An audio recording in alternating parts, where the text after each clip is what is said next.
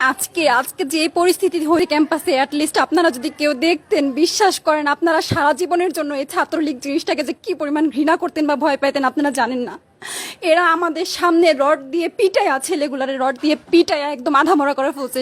তারা এসে আমাদের পেছনে লুকাইছে, আমাদের বোরকার পেছনে, আমাদের ওড়নার পেছনে লুকায় বলে, আপু আমাদের একটু লুকায় রাখেন, আমাদের ওরা মাইরা ফেলবে, আমাদের বাঁচান আপু বাঁচান। আমরা তাদের ওড়না দিয়ে বোরকা দিয়ে লুকায় রাখছি, সেইখান থেকে আমাদের ধাক্কা দিয়ে ফেলে দিয়ে তাদের বের করে আবার মাথায় রড দিয়ে মারছে, এমন অবস্থা।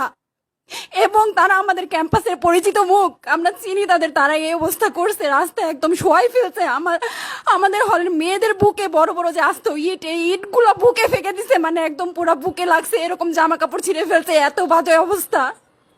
অথচ আমার ব্যাচমেট, আমরা যাদের সাথে ক্লাস করি একসাথে বসি, আমি তাদের একটা কথা বলতে দেখি না এগুলো নিয়ে, একটা কথা না। এবং তাদের নিউজ ফিডে গেলে দেখবেন তারা এখন এগুলাই সাপোর্ট করে যাইতেছে। কিচ্ছু বলার নাই। আমি আমি কেমনে যাই এই মানুষগুলোর সাথে, এত বছর ক্লাস করছি, বা আমি আরো 6টা মাস কিভাবে ক্লাস করবো আমি জানি না, আমি সত্যিই জানি না।